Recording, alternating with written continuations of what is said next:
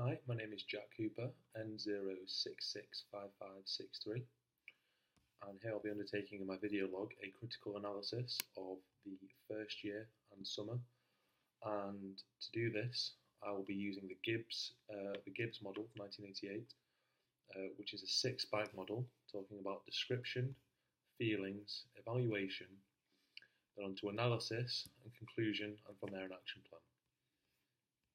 So we'll start off by talking of first year, where I believe myself I didn't do well enough, only gaining a 2-2. And in the economic history and thought module, I failed it, and that was a massive disappointment to me, because it's something I very much am interested in and generally found myself to excel at. And I often read around economic history and just history in general, political history. So it was very, very disappointing for me to not even pass that module, besides excelling it. However, there were places I think I did much better in coursework generally. I find it to be a much better reflection of my overall ability. So with economics in graduate occupations, I got a 2-1, which I was reasonably happy with. However, in finance, although I never studied it before, I did very much enjoy it and was disappointed with the 2-2. However, overall, it was my first university coursework, so I think that was definitely could have been worse.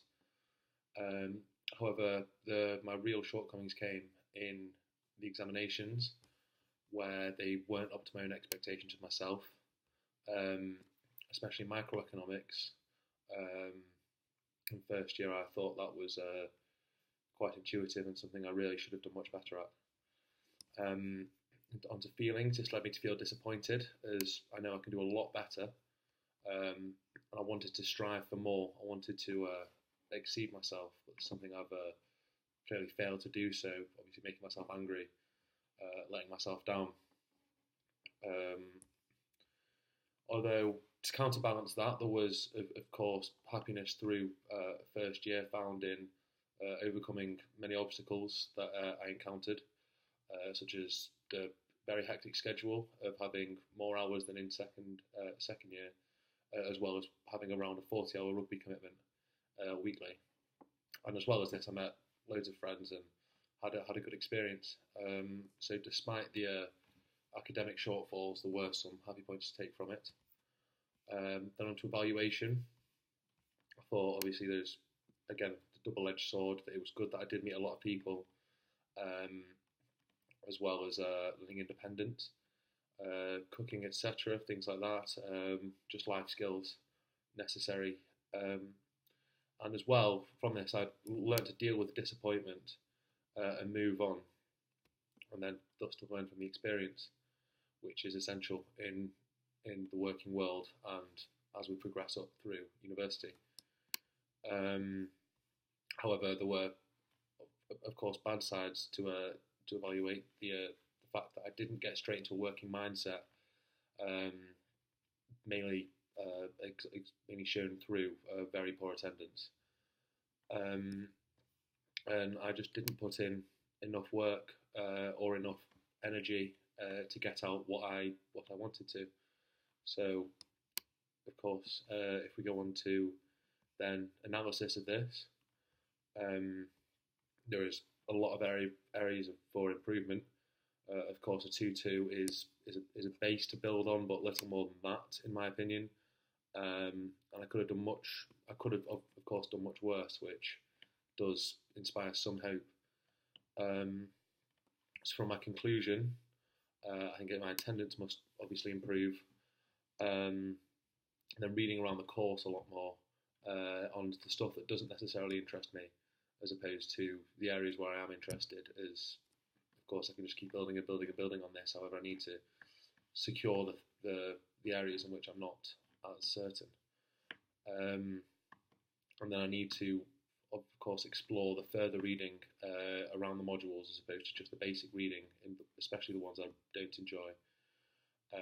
So like history is an area where I've done a lot of reading around it, but they're not necessarily relevant reading, which, of course, will lead to the the lower grade as expected, I suppose. And then for an action plan to build on that is quite simply drawn from the conclusion. I need to structure myself much better and organise, get timetables in, and keep a meticulous schedule if I'm going to progress and get the grades I believe I can.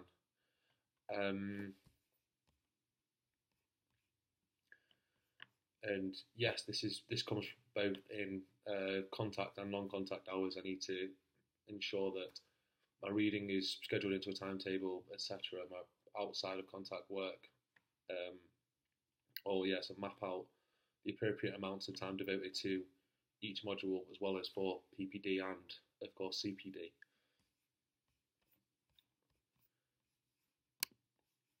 And then over summer, if we look past the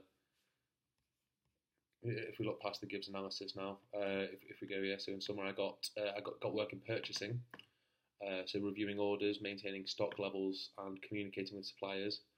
Of course, this shows you real applications of the theory we've been learning, mainly supply chain and supply side economics, as well as real business theory and business organisation, which of course is very important leaving university and going into the real working world. And with CPD hours, I was around the correct amount of hours. It's the main problem for me was the massive time commitment of playing rugby at a high level. So this year again, I've striving to complete the right CPD in whatever form it comes. So if we move on to my unique selling points, I think so. What are my unique selling points? I think I'm creative and enthusiastic with a very strong leadership skills and capabilities, which of course allow me to excel in several areas. Teamwork and management as well, I think, are really do stand out and can confidently lead and command respect as well as give respect in this area. And this is of course complemented by high confidence and strong interpersonal skills, believing myself to always be very social and very happy in this. Can inspire those around me. And my greatest non-academic achievement, I would say this would be rugby in university. For example, during the trials, despite not necessarily viewing myself as a particularly good player or a particularly exceptional player, I excelled in trials and got a place in the second team in the first year. It's one of the only 4 first years in the team, 2 of whom have professional contracts. So although I have played at a very high standard in rugby, I've never seen myself as a top end player. So this was a massive confidence boost and inspired me hugely. And it was also as well to counterbalance the confidence. It was also a sign of what this is 12 years now of playing rugby, and it is shown that the years of hard work do pay dividends. And yes, it was absolutely fantastic. Thank you.